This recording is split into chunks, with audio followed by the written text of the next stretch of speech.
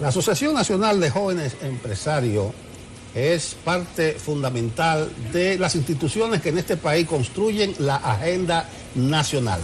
En toda coyuntura importante, en cada momento estelar de nuestro país, ahí están los jóvenes empresarios. Qué bien que nos acompaña Susana Martínez. Ella es la actual presidenta de ANGE, como conocemos a esa entidad. Buenos días, Susana. Buenos días, muchas gracias por la invitación. ¿Cómo andan las exportaciones? Parece que el año comenzó mal porque vi que en enero hubo una reducción de un 6% comparado con igual periodo del año anterior. Bueno, de nuevo, gracias por la invitación. Son momentos difíciles que estamos viviendo, ciertamente. Muchas de las cosas tendemos nosotros a mirar hacia adentro sin mirar hacia afuera. Muchas de estas cosas están respondiendo a una natural reducción en la demanda externa. Tenemos que mirar hacia adelante, poder trascender del momento que estamos viviendo ahora mismo, arreglar las cosas aquí para el momento en que mejore el contexto internacional, lo cual necesariamente va a influir en el desempeño de los sectores externos que usted menciona. Sabemos, Susana, que has estado trabajando de cara a esta Asociación Nacional de Jóvenes Empresarios. Te nombraron presidenta de ANGE en plena pandemia, en octubre del año pasado. Y queremos que nos digas en la perspectiva de los jóvenes empresarios, cómo se ve la República Dominicana una vez que ya también ha iniciado el Plan Nacional de Vacunación. Sabemos que están haciendo algunos análisis al respecto. ¿Cómo se han visto afectados y cuáles son las perspectivas de los jóvenes en el país?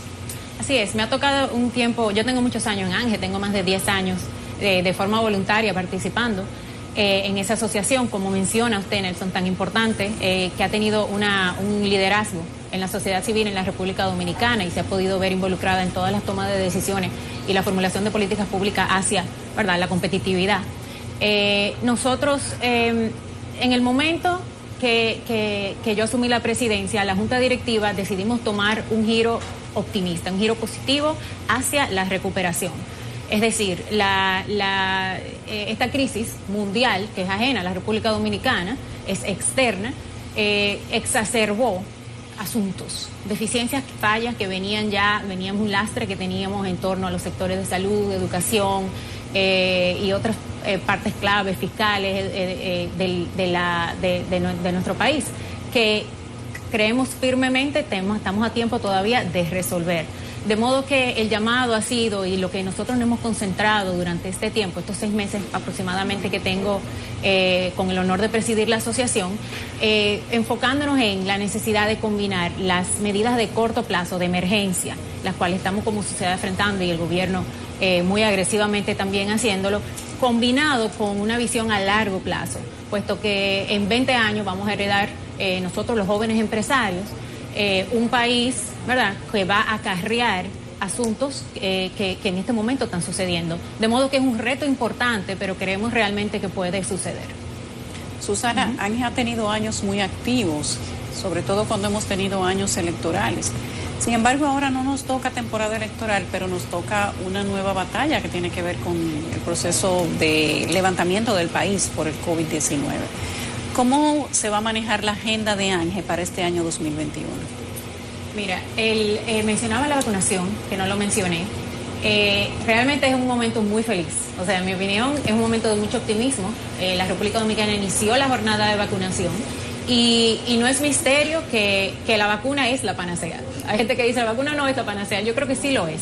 Y que hay una correlación positiva entre el crecimiento económico y el prospecto de recuperación de todos los países y la efectividad de su jornada de vacunación.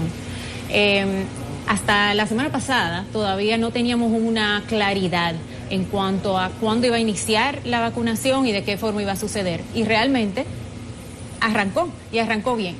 De modo que estamos muy contentos. Nosotros desde ANGE teníamos desde el año pasado pidiendo un plan claro de vacunación, como lo han hecho otros países, en el entendido de que está algo sin precedentes y no es un plan de vacunación cualquiera, es un plan de vacunación específico y masivo.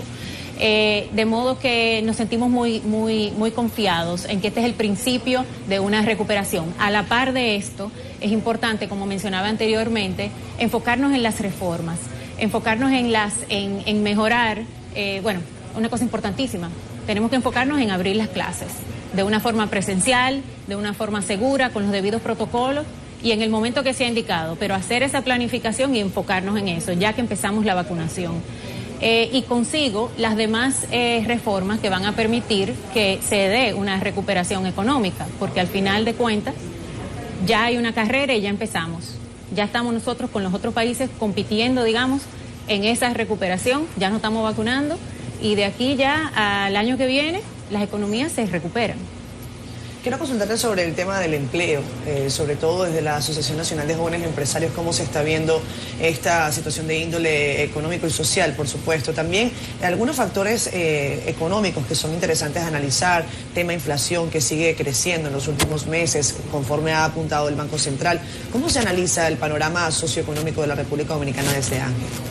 El empleo es quizás el lastre más grande que va a llevarse esta crisis, que va a dejar esta crisis sin duda, puesto que bueno, el efecto es el más largo y en recuperarse, y sin duda es algo que vamos a tener que como país enfrentar, igual que las demás economías. Hay unas cosas alrededor de eso que podemos mejorar mientras tanto, por ejemplo, el nivel de informalidad tan grande laboral en la República Dominicana. Esos son temas que tenemos que atender. Eso fueron de las cosas que se evidenciaron como fallas durante este proceso. Fue muy difícil llegar a los empleados para darles los subsidios, fue muy difícil contabilizarlos, la gran informalidad, digamos que fue una de las fallas. De modo que esos son los temas a nosotros mirar en el contexto de estas reformas que tenemos que realizar, en este contexto que yo hablaba ya de planificación de largo plazo. Tenemos un código laboral viejo, que necesita modernizarse, requiere de flexibilización. Tenemos temas como bueno, la necesidad de hacer teletrabajo. Yo creo que ya con todo este proceso de pandemia sabemos que somos resilientes y podemos trabajar desde casa de cierta forma, ciertas industrias. Y yo creo que ya en este momento y en los años venideros ya estamos en una mejor posición de hablar de estas cosas. Quizás anteriormente hablar de nearshoring, hablar de la necesidad de flexibilizar los mercados laborales, había cierta resistencia, mayor resistencia que ya en este momento. Susana, tu desempeño al frente de la ANGE es relativamente corto, pero ya has dicho que son muchos los años que tú tienes gravitando entre los jóvenes empresarios. Quizá por eso te pregunto sobre el pacto eléctrico recién firmado, si Ángel estuvo de acuerdo con su firma, y conecto eso con el pacto fiscal, que me dicen que uno sin el otro no tendría muy sentido. ¿Cuál es la posición de Ángel en esas dos vertientes? Ángel firmó el pacto eléctrico. Yo estuve la semana pasada en el Palacio Nacional. Fue muy interesante porque yo firmé algo que mis antecesores negociaron, ¿no? Ángel fue parte de las negociaciones en ese momento. Fueron 3 años, 3 presidentes que estuvieron involucrados. La presidencia de Ángel es de 1 año, pero es suficiente. Es larga. Bueno, con el pacto eléctrico, nosotros estamos totalmente de acuerdo con la necesidad de que se reforme el sector eléctrico. No hay misterios, está sobrediagnosticado ese sector y se sabe exactamente qué es lo que hay que hacer. Nosotros estuvimos de acuerdo con que se firme en el sentido de que es un compromiso, que está todo el mundo mirando hacia la misma dirección, y consigo con el empresariado, fuimos allá y estuvimos apoyando. Lo importante en este momento es que con pacto o sin pacto, se arreglen los principales problemas y escollos del sector. Esto empezando por el área de distribución eléctrica, es decir, que se saneen la parte financiera de las EDES y que las pérdidas se reduzcan. Hablaba anteriormente de las fallas que se exacerbaron con la crisis. Con la crisis se aumentaron las pérdidas naturalmente, que ya eran muy altas, de modo que esas son las cosas que tenemos que prevenir hacia el futuro. Luego de la saneación de las EDE, hay muchos otros temas de gobernanza, temas de tarifa, temas de transmisión y de infraestructura, las cuales son excelentes también que se traten. Pero lo primero es el tema de distribución. Nosotros estamos muy de acuerdo con la diversificación de la matriz. El país ya viene diversificando, tenemos ya muchas renovables, tenemos gas natural, de modo que ha avanzado mucho el sector en los últimos años. Es importante, y nos hemos pronunciado en este sentido, la voluntad política que en este momento se haga un equipo, se haga una ruta crítica. Lo importante del pacto es que no se quede una hoja vacía, sino que de ahí parte una ruta crítica. Hay un plan para poder implementar las reformas necesarias, porque señores, en el costo de hacer negocio, en el doing business y todos nuestros índices, los cuales es importante mencionar, nuestra estrategia de competitividad está sujeta a llegar a los índices internacionales de competitividad. Eso fue lo que nosotros como país elegimos. Siempre nos sacamos mala nota en el tema eléctrico, o sea que es algo completamente transversal. Sabemos que tenemos que solucionarlo. Esto es muy importante de cara a un pacto fiscal, que es la segunda parte de su pregunta. Con el pacto fiscal o la reforma fiscal, esto es quizás el principal escollo identificado en nuestra economía. Tenemos que reducir el tamaño del gobierno, tenemos que eficientizar la calidad del gasto, y el sector eléctrico es tiene mucho peso y ha requerido de muchas transferencias y subsidios de parte del gobierno a lo largo de décadas. De modo que a medida de que nosotros realicemos la reforma eléctrica ya con voluntad política firmemente y con horarios, eso va a tener un impacto importante en las finanzas públicas. Sin una cosa, entendemos que la otra no puede suceder. ¿Qué piensa Ángel o cuál es la posición de Ángel de que se apruebe el Código Penal sin incluir las 3 causales?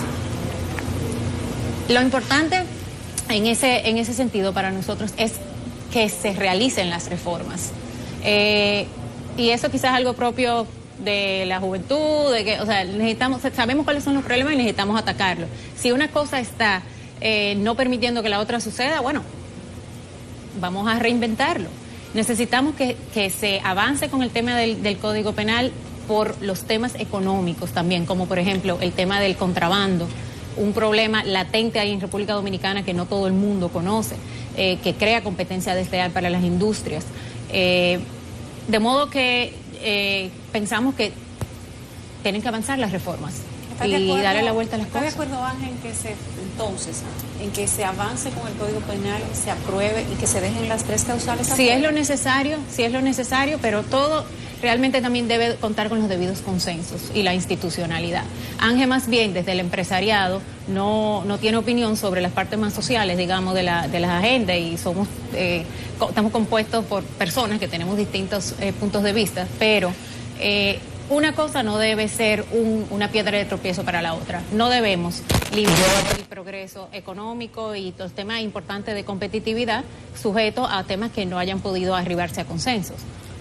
Susana, ¿qué podemos decir en cuanto al tema de los jóvenes empresarios, la posición que han logrado capitalizar o no en medio de esta pandemia? Hay quienes consideran estas crisis son también momentos para la oportunidad, para la reinversión de algunos, pero también hay un impacto quizás que no se está diciendo. Se habla de las grandes empresas y lo vemos desde el punto de vista macro, pero ¿qué decir de los jóvenes empresarios? ¿Cómo se han visto afectados en sus empresas con esta crisis económica? ¿Tienen ustedes alguna data de empresas de jóvenes empresarios cerradas o abiertas en este tiempo?